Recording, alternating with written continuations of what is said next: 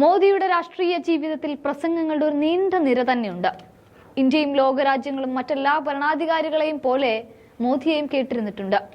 ഹിന്ദി ഭാഷയ്ക്ക് അപ്പുറത്ത് മോദി ഇംഗ്ലീഷിലും തന്റെ അനുഭവങ്ങളെയും വീക്ഷണങ്ങളെയും ഒക്കെ കാച്ചാറുണ്ട്. എന്നാൽ ഇപ്പോഴിതാ പ്രസംഗത്തിൽ പുതിയൊരു പരീക്ഷണവുമായി മോദി രംഗപ്രവേശനം നടത്തുകയാണ്. ഈ പരീക്ഷണം മോദിയെ ഒന്നുകൂടി ജനങ്ങളുടെ ഏറ്റവും അടുത്തേക്ക് എത്തിക്കുകയാണ്. കാരണം അത്തരത്തിലുള്ള ഒരു പരീക്ഷണമാണ് മൂന്നാം ഊഴത്തിന് അംഗപ്പുറപ്പാടുമായി മോദി ചെയ്തു കൂട്ടുന്നത്. ഇവിടെ AI-യുടെ സഹായത്തോടെ മോദിയുടെ പ്രസംഗം തത്സമയം തന്നെ കേൾക്കുന്നവരുടെ ഭാഷയായ പ്രാദേശിക ഭാഷയിലേക്ക് വിവർത്തനമായി മാറുകയാണ്. തന്നെ കേൾക്കാനിരിക്കുന്നവരുടെ മുൻപിലേക്ക് അവരുടെ തന്നെ പ്രാദേശിക ഭാഷയിലൂടെ തന്നെ കേൾപ്പിക്കുക എന്നുള്ളത് അവരോട് ചേർന്ന് നിന്ന് ഹൃദയം കൊണ്ട് സംസാരിക്കുന്നതിന് തുല്യമാണ്.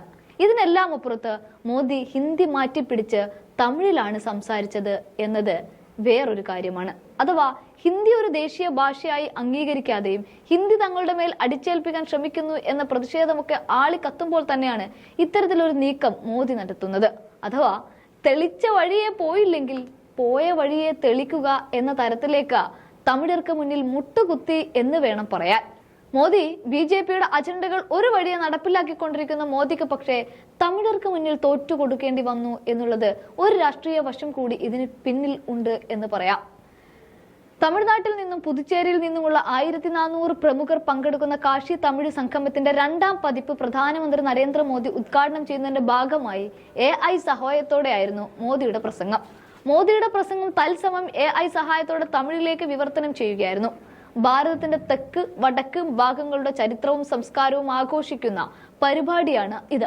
ഇതുവഴി ഭാരതത്തിന്റെ ഈ 2 ഭാഗങ്ങൾ തമ്മിലുള്ള ഇഴയടുപ്പമാണ് മോദി സ്വപ്നം കാണുന്നത്. കഴിഞ്ഞ വർഷമാണ് തമിഴ്നാടിനെയും കാശിയെയും തമ്മിൽ കൂട്ടിയിണക്കാനുള്ള ശ്രമത്തിന്റെ ഭാഗമായിട്ടുള്ള കാശി തമിഴ് സംഗമം ആരംഭിച്ചത്. കാശി തമിഴ് സംഗമത്തിന്റെ ഭാഗമായി തമിഴ്നാട്ടിൽ നിന്നും പുതുച്ചേരിയിൽ നിന്നുമായി 1400 പേരാണ് ഇക്കുറി പങ്കെടുക്കുന്നത്. അതിൽ വിദ്യാർത്ഥികളുണ്ട്, യുവാക്കളും ഇവരാണ് ഏറ്റവും കൂടുതലായിട്ടുള്ളത്. മോദിയുടെ പ്രസംഗവും കൂടുതൽ കേന്ദ്രീകരിച്ചത് ഈ യുവാക്കളിലും വിദ്യാർത്ഥികളിലുമാണ്. ഉത്തർപ്രദേശിലെ കാശി വിശ്വനാഥ ക്ഷേത്രത്തിലാണ് കാശി തമിഴ് സംഗമം നടക്കുന്നത്.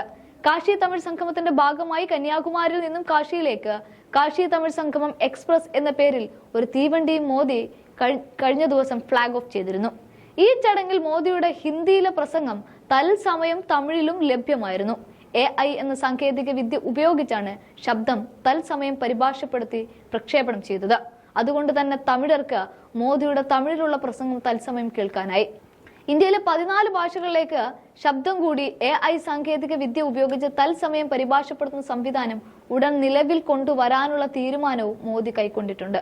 അതായത് എല്ലാവരുടെയും പ്രാദേശിക ഭാഷയിലേക്ക് മോദി AI-യുടെ സഹായത്തോടെ ഇറങ്ങി ചെല്ലുമ്പോൾ അതൊരു വല്ലാത്ത പരീക്ഷണം തന്നെയാണ്.